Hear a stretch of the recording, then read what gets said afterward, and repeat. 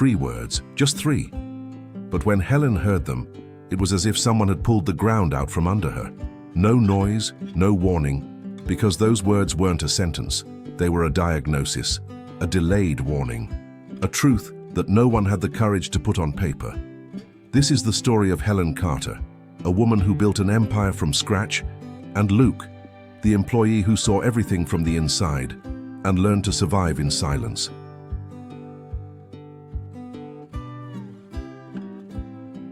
To understand what was happening, Helen did the unthinkable. She entered her own company as if she were nobody, and it was there, invisible, that she discovered the problem wasn't an error, it was a culture, and that someone had turned her trust into power. No one raised their voice in that room.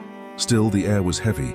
Luke remained seated, hands on the table, while Charles walked slowly behind him, like someone circling territory he already considered his own.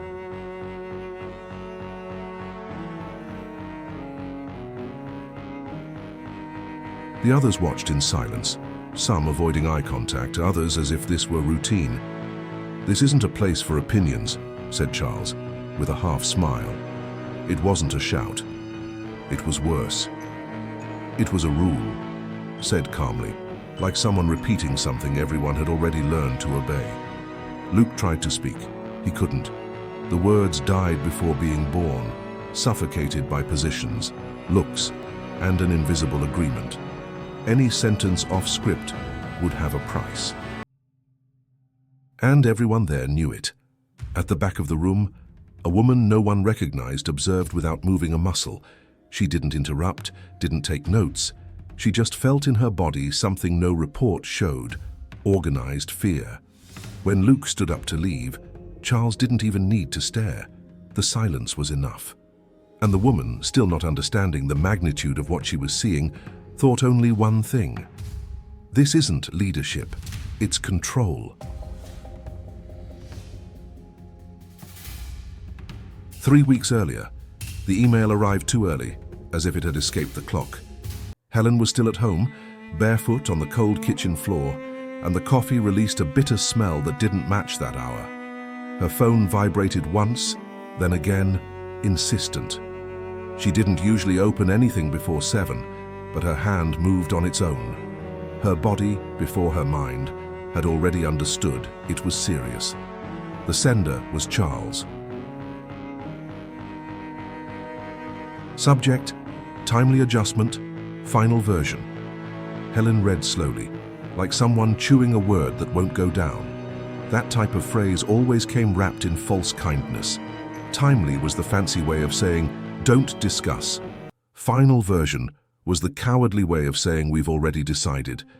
And she knew that tone well, because she had used it without realizing. The attachment opened with pretty graphs, lines going up, soft colors. Profit growing, turnover under control, internal satisfaction improving. Charles's signature was on all the reports, as it had been for the last 10 years, too perfect, and that's what hurt. Helen felt a small pressure in her chest, a short pang, like when you enter an elevator and realize you forgot something important upstairs. She blinked, tried to find the error, but the error was precisely that there wasn't any.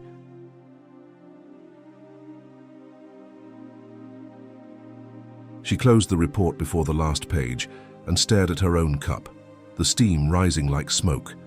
For a second, she remembered when Charles had joined the company. He was different then, questioning, present. He was the one who helped structure the processes when the company still fit in a small room. He was the one she trusted with the entire operation when she decided to step back a little. And now everything came ready, smooth, without edges.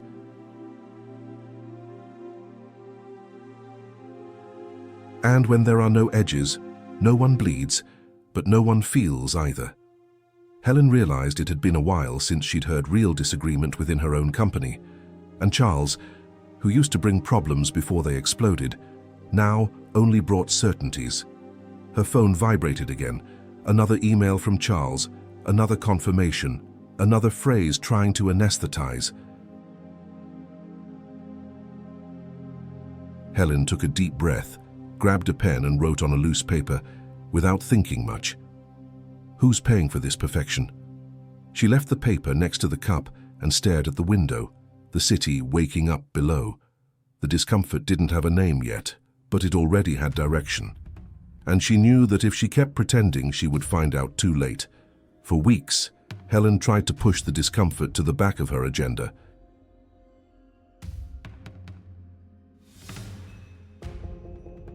Meetings, calls, quick approvals, everything followed the automatic flow she herself had helped create. And Charles was always there, efficient, helpful, solving everything before it became a problem. He was the bridge between her and the operation, the person she trusted most. Whenever something seemed strange, Charles presented a pretty number and the conversation died there. The system worked too well to be questioned, and still, her body remained on alert.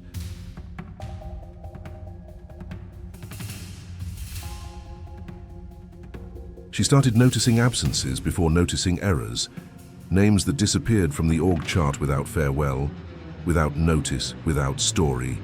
People who used to participate in meetings and suddenly weren't there anymore. When she asked Charles, the answers came long, technical, full of empty words. None said the essential, none said why. The simplest questions became the most uncomfortable. Why was this decision made? Who evaluated this risk? Was there disagreement?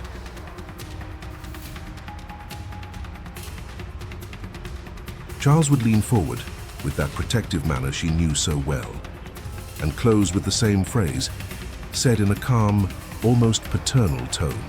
"It's already decided, Helen. Trust me." And the subject died. One night, already at home, Helen opened her laptop without a clear objective. She reread old reports, internal evaluations, archived messages. She noticed the pattern that had formed before her eyes without her seeing it. Decisions always came from Charles. Divergent voices disappeared. There was no recorded conflict, only accumulated silence, and his signature was on everything. It was there, alone in the dark room, that Helen made the decision she wouldn't put in any minutes. She didn't convene a committee, didn't notify the board, didn't ask permission, and especially didn't tell Charles. If the data lied, she needed to see the ground, not as owner, not as leader, but as someone ordinary.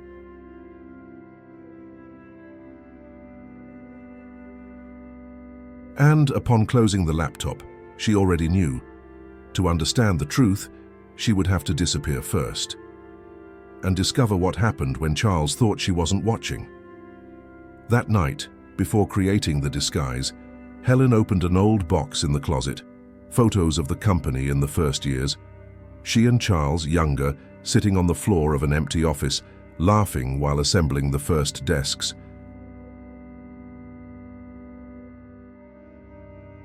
Helen picked up the photo carefully, like someone holding something fragile. He was 28 years old that day. She was 26.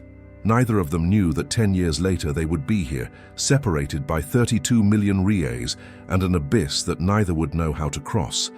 It had been Charles who stayed late when she was absent. He who held things together when she lost her father and almost gave up everything. He who said, "Go take care of your life."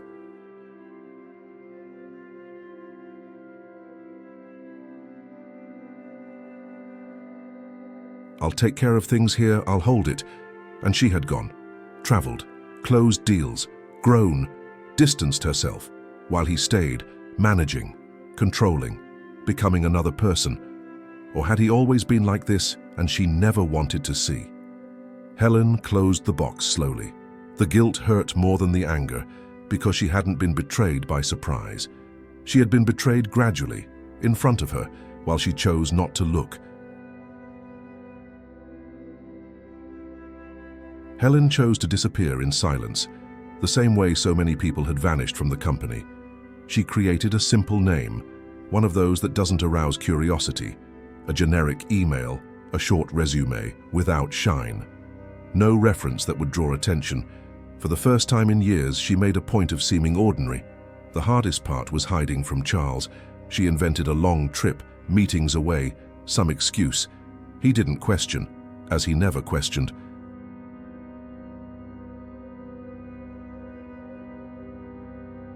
"I trust you, Helen," he had said, with that smile she'd known for a decade. And it was that phrase that hurt more than it should. The badge arrived by internal mail one ordinary morning. Thin plastic, small font, no impressive title. When she swiped the card at the turnstile, no one looked up. The system beeped, granted entry, and kept functioning as always. Helen felt something strange in her stomach. This is how it all started, without being noticed. The clothes were neutral, almost invisible. Colors that didn't call attention. Shoes too comfortable for someone at the top. She kept her hair tied, face without makeup, posture deliberately hunched. She didn't want to occupy space. She wanted to observe. And curiously, the less space she occupied, the more things began to appear. On the first day, no one explained anything properly. She received quick instructions, said without eye contact.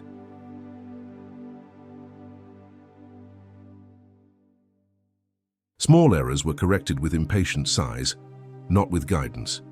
When she asked something, the answer came short, as if she were being bothersome. Helen realized quickly, asking was almost an inconvenience, but what impacted her most was hearing Charles's name being used as justification for everything. Charles wants it this way. Charles doesn't like that. Charles decided. He had become not just the general manager, but the final voice, the maximum authority.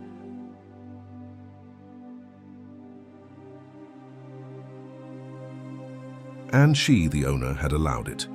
At the end of the workday, she left through the same corridor where so many other people passed every day. No one said goodbye. No one asked if it had been difficult. While waiting for the elevator, Helen understood the magnitude of the change. Power hadn't gone away. It had just become invisible, and now, finally, she was in the right place to feel its weight.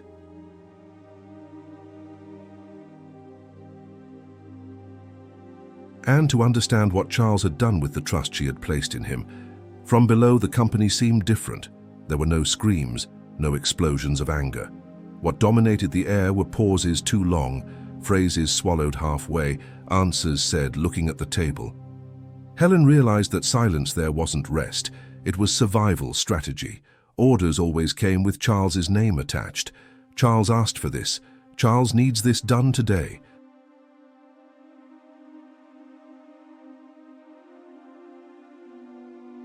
Charles won't like it if it's late. He had become a constant presence even when he wasn't physically there. A ghost that controlled every decision, every movement. Team meetings were quick and predictable. Charles spoke, the others agreed, and no one interrupted. When someone tried to raise a different point, he changed the subject with disconcerting naturalness, always with a calm smile, always with a reasonable justification. There was no recorded conflict.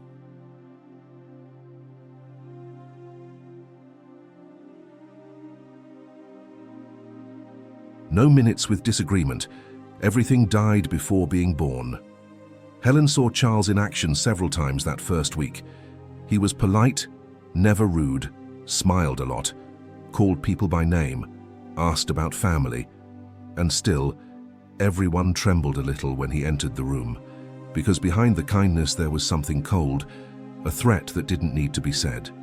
In the hallways, conversations were low, almost whispered. Laughter only appeared when Charles wasn't around. Helen noticed people policed themselves all the time, as if error was always lurking. And when someone made a mistake, Charles was informed before anyone else.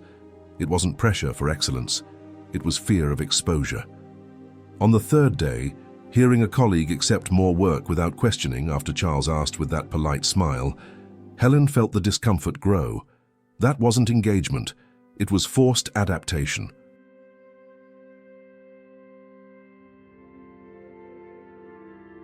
The company functioned, yes, but driven by contained tension. And the more she observed, the clearer it became. Charles had built a kingdom within her kingdom, and she had given him all the keys. Helen began to understand the company's true engine gradually, almost without realizing. It wasn't purpose, nor innovation, nor team spirit. It was fear, distributed silently and efficiently by Charles. A fear that didn't need to be announced, because everyone already knew where they stepped.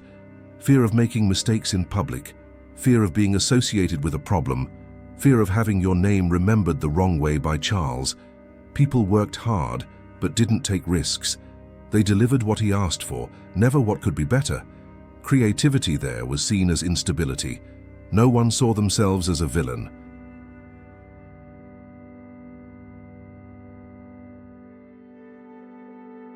Charles said he only demanded results, that he only wanted the best for the company, for Helen.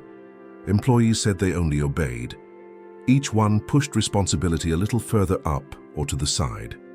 In the middle of this, fear became routine, and routine became culture. Everything seemed normal because it had lasted too long. Helen realized that speaking was expensive when the subject involved Charles. Those who questioned started being observed by him.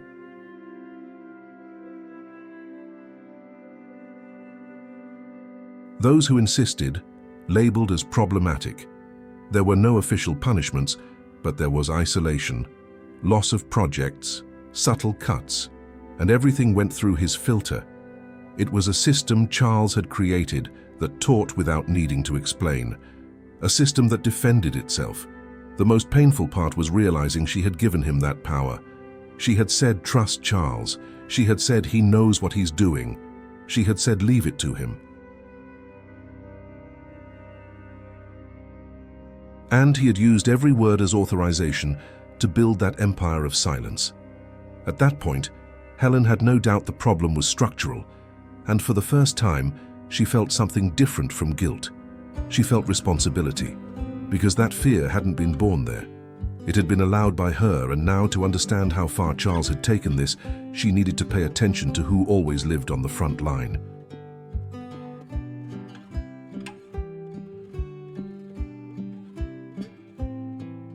It was in the middle of this tense routine that Helen began to notice Luke. He didn't draw attention at first glance, and perhaps that's precisely why he went unnoticed, always in the same place, discreet posture, attentive gaze on the screen. He didn't speak beyond necessary, but delivered everything with almost obsessive precision. Luke didn't seem tired like the others. He seemed alert.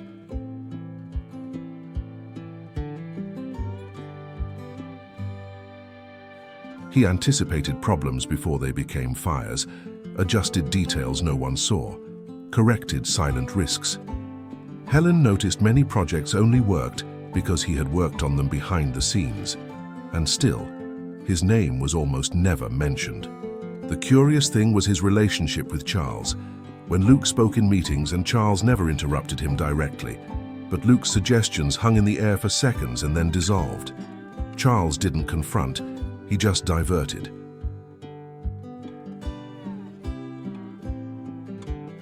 Changed the focus, thanked for the contribution and moved on. There was no direct conflict, just a subtle displacement of the conversation. Helen realized this repeated always, like a well-rehearsed ritual. The curious thing was that Luke never insisted. He spoke once in the right tone and stopped. Didn't argue with Charles, didn't fight. It was as if he already knew the outcome before even opening his mouth.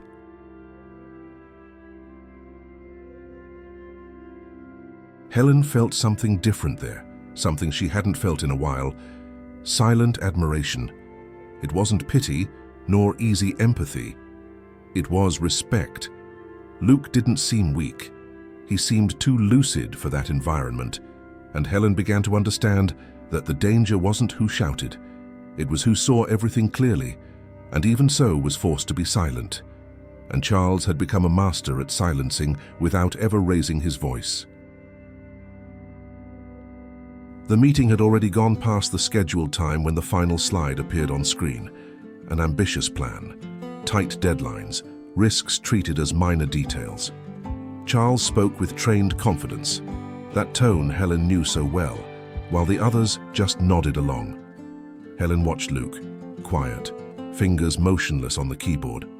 When the room began to empty, Helen felt the impulse before thinking. She approached Luke without drawing attention, voice low, almost neutral.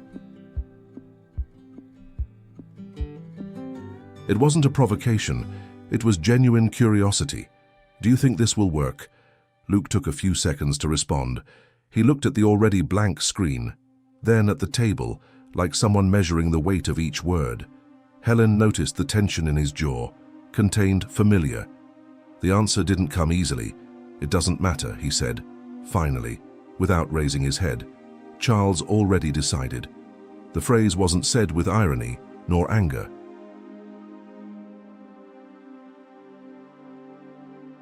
It was said like someone stating the weather. Helen felt a short tightness in her chest, almost physical. That wasn't an opinion. It was a diagnosis, and it came from someone who had already learned the price of speaking, of confronting Charles. As Luke gathered his things and stood up, Helen remained still for a moment longer. The question had been simple, but the answer carried something much larger. Charles already decided, as if Charles were the owner.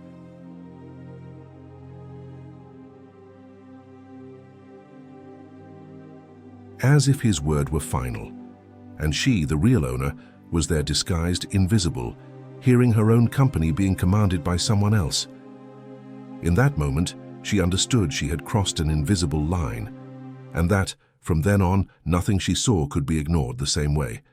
The error didn't come as tragedy. It came small, almost discreet, the kind that happens every day. An ignored adjustment, a rushed step, a validation done on autopilot. Nothing that seemed serious at first glance, and precisely because of that, no one felt responsible. When the problem appeared, Charles called the team for a quick meeting. Controlled tone, chosen words. It wasn't an explosion, it was method. He walked around the room while speaking, like someone who already knew where he wanted to get. Helen, sitting in the back, felt the climate change before even hearing a name.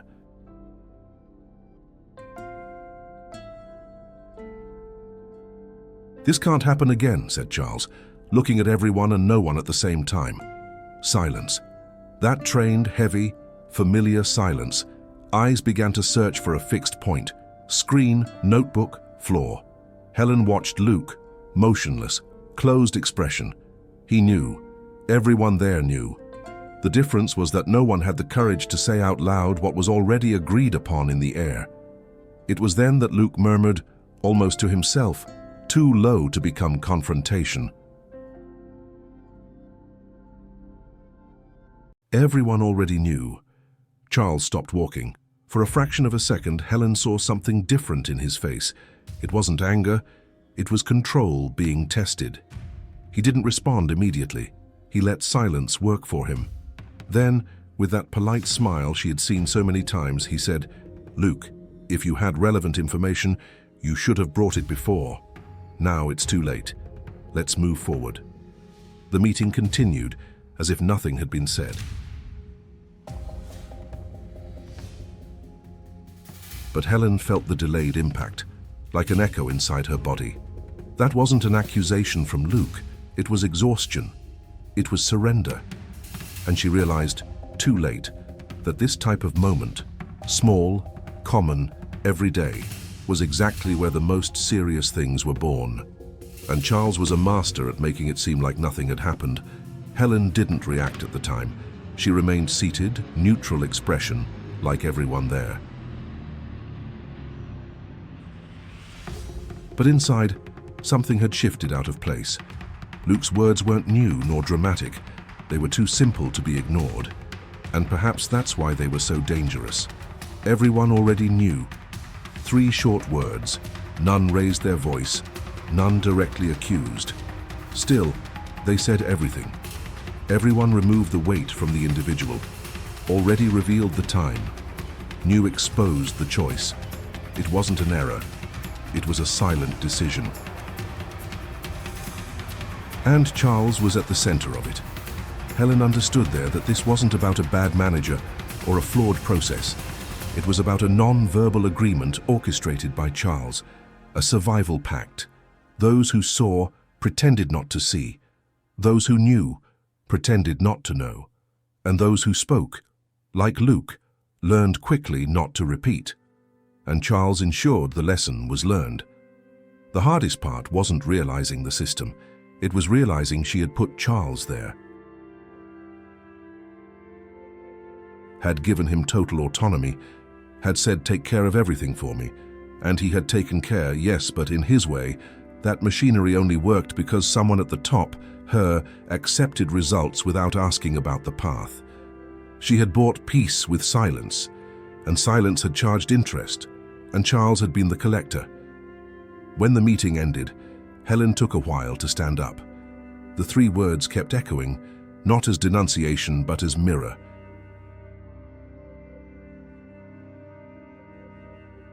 And she knew with uncomfortable clarity that from then on there was no more pretending ignorance. What came after would require choice, and choice always has a cost, especially when it involves confronting who you trusted most. Helen didn't reveal herself that day. She returned home with the feeling of carrying something dirty on her hands, even without having touched anything.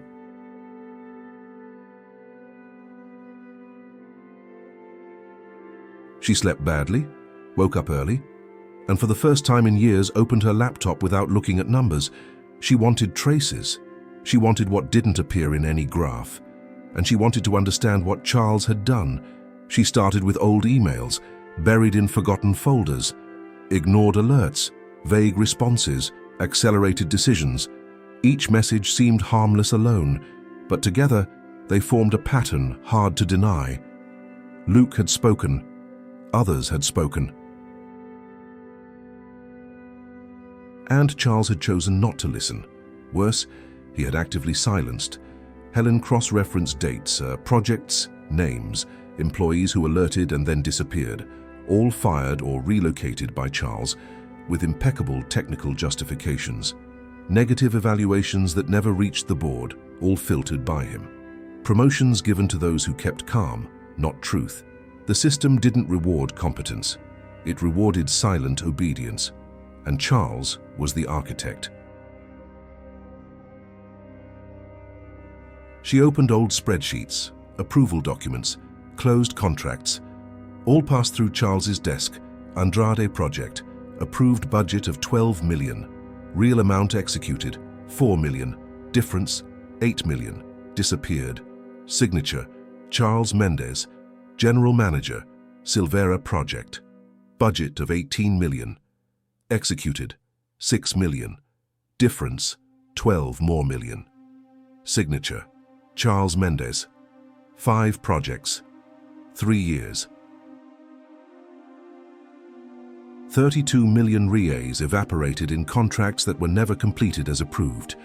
And all approvals, all reports, all justifications came from Charles, her trusted man, the one she left in command while she stepped back a little, the one she told the entire company, "Trust him as you trust me."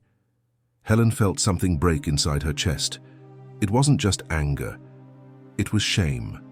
Because she had facilitated everything, had given carte blanche, had ignored signs.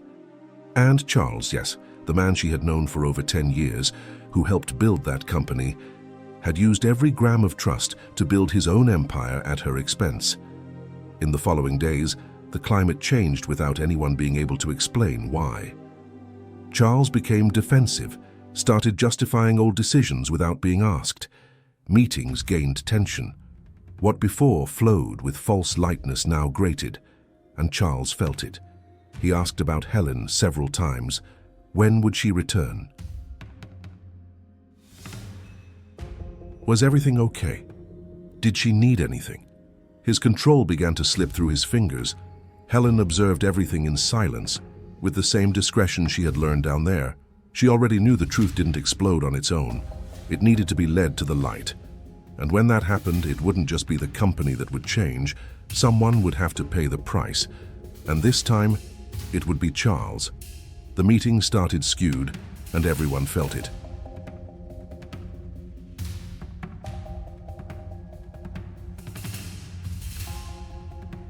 Before any slide, Charles leaned forward, rehearsed smile of someone who had already chosen the target. Before we move forward, did anyone here request this survey? There was a short silence, soon broken by a muffled laugh from him. Because this definitely didn't come from leadership, he completed, already looking at Luke. "Don't tell me it was you again, Luke," said Charles too loud. Some uncomfortable laughs emerged, but present. You're confusing your place. He tried to respond, but was interrupted with a sharp gesture from Charles. Sit down. This isn't a space for insecurity disguised as alert. Luke stood up slowly, not by permission, by necessity. And in that instant, Helen lost her balance for a second. His cologne crossed the closed air of the room with absurd clarity. It was clean, firm, impossible to ignore. It didn't match humiliation. It didn't match submission. That disarmed her. Speak, Luke, provoked Charles, laughing, since you like to hear yourself so much. Luke took a deep breath, the scent still present, almost insistent. I just recorded real risks. They were in the data. Of course, responded Charles, with that smile she knew so well. Our specialist in creating problems where they don't exist. It was there that Helen stood up, not as a reaction, as rupture. I requested the survey, she said, firm voice. The room froze in the same second. Charles turned his face slowly, as if not sure what he had heard. The smile was still there, but the eyes had changed. Not as an employee, Helen continued, walking to the front. My name is Helen Carter. She made a short surgical pause, looking directly at Charles, and this company is mine. Charles's face lost all color. The smile died instantly. For a second, he seemed to search for words, but nothing came. Helen saw something in his eyes she had never seen before. Pure panic. No one spoke for long seconds. Charles tried to laugh, a short laugh that died halfway through. Helen, this is... he began, but his voice failed. You're not... He tried again, but she raised her hand, cutting him off. No, Charles. Now you listen. Helen walked to the front, turned off the projector, and left the room in darkness for an instant. Control had changed hands, and everyone felt it, especially Charles. From now on, this meeting isn't about performance, she said, turning the lights back on. It's about responsibility. She opened a thin folder and placed the papers on the table, one by one, directly in front of Charles. Dates, emails, signatures, all yours. Andrade project, 12 million approved, 4 executed, difference of 8 million. You approved, you signed, you reported everything was fine. Charles tried to speak, but Helen continued. Silvera project, 18 million, 6 executed, 12 million disappeared. You approved, you signed. Charles, that's not... Those are normal adjustments of... He tried, but his voice came out weak. Helen placed more papers on the table. 5 projects, Charles. 3 years, 32 million reais. Your signature on all of them. She leaned forward, looking into his eyes.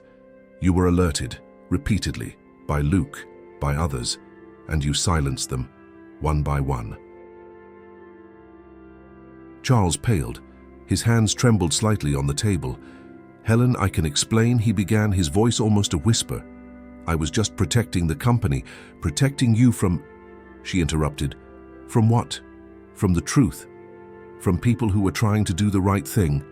Helen took a deep breath. You weren't protecting me, Charles. You were protecting yourself, building your own kingdom, using the trust I placed in you to silence those who saw what you were doing.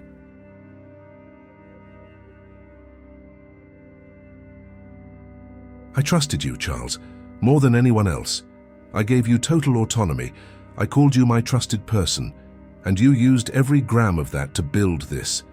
She pointed to the room, to the tense people, to the heavy silence, a place where people are afraid to speak, where truth is punished, where you decided who stays and who goes.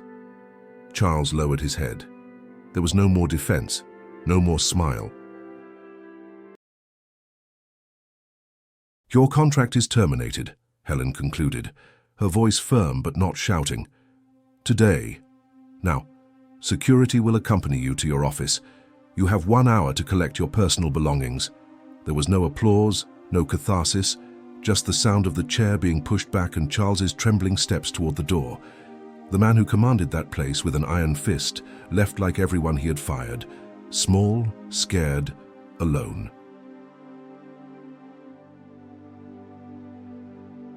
Power left the room without dignity, exactly as it had been exercised. Helen then turned to Luke. "You can present what you've always recorded. Now, yes, people will listen." Luke hesitated for a second, still feeling the weight of what had just happened. When he spoke, no one interrupted. For the first time in years, the room listened, not out of kindness, out of fear of the wrong silence, but because Helen had opened space for truth to finally breathe.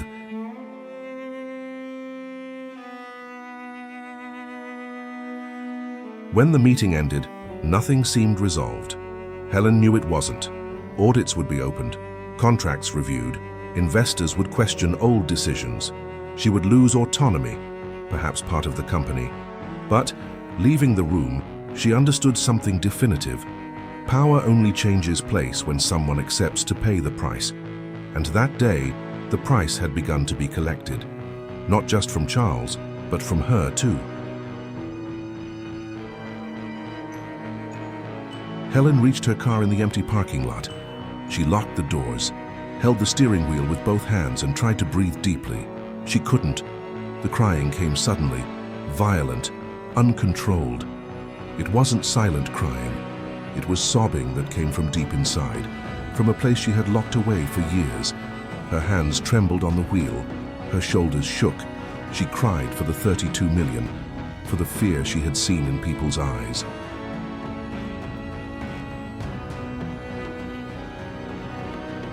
For Luke, who had to remain silent for so long. But she cried mainly for the 10-year friendship that had died without her noticing, for the man who held her when her father died, for the Charles who existed before all this. Helen rested her forehead on the steering wheel and let the crying come whole, because she couldn't hold it anymore, because it was too late to fix. Because some things, when they break, don't even leave pieces to put back together.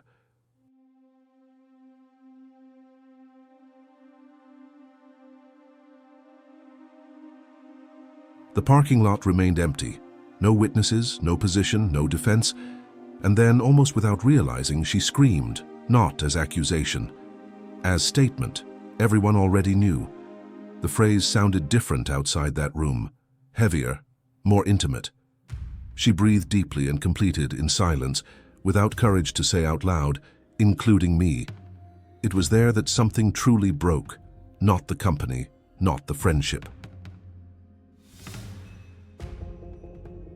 The image she had of herself as someone who didn't see because she didn't want to see. When she finally stopped, she wiped her face with the back of her hand, looked in the rearview mirror, red eyes, swollen, tired face. She started the car and slowly left the parking lot. Tomorrow she would have to face the board, the investors, the press. But today, she allowed the pain to exist, just for today. Luke entered the building like someone stepping on familiar but altered ground. The same hallway, the same carpet, the same excessive air conditioning. Only now there was too much silence and looks that followed each step. No one laughed. No one looked away. The invitation said only extraordinary meeting, in the same room where he had been diminished, in the same room where Charles reigned. The room door was open.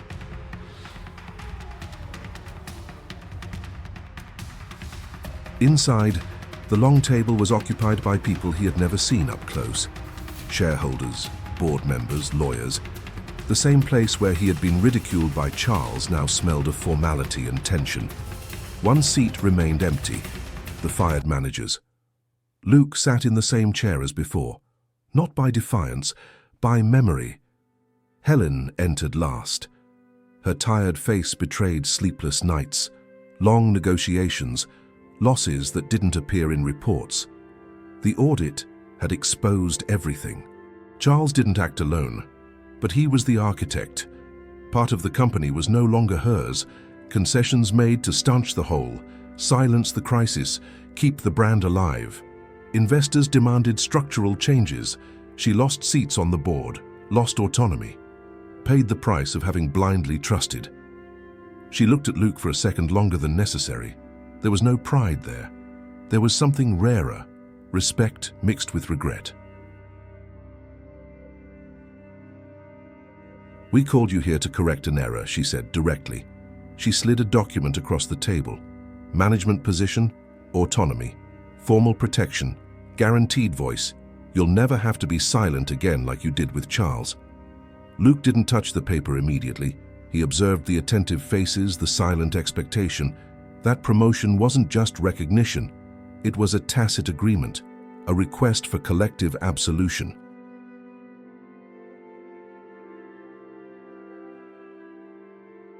An elegant way of saying stay, so we can move forward, even though the price had already been paid by him, and now by her too.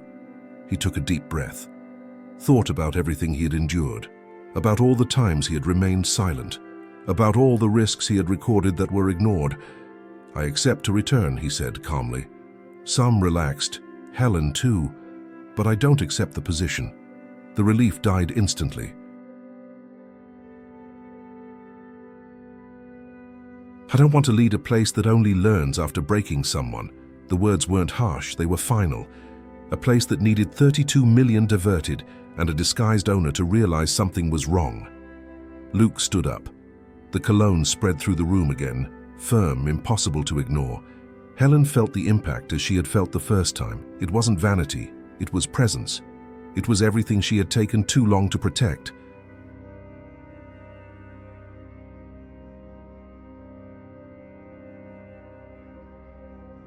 It was everything Charles destroyed while she looked the other way. "I came back to close the cycle," he said. "Not to pretend it didn't exist, not to pretend Charles was an isolated case.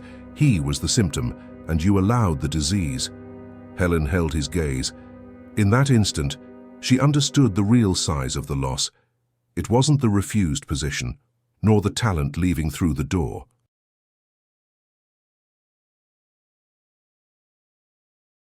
It was the certainty that, even saving the company, she had lost something that can't be bought back.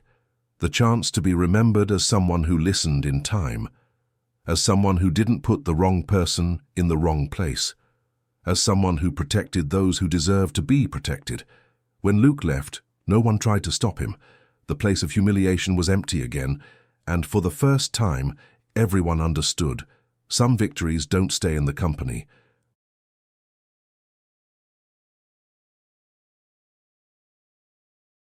They leave whole, taking with them everything that power couldn't hold, everything Charles destroyed, and everything Helen allowed to be destroyed.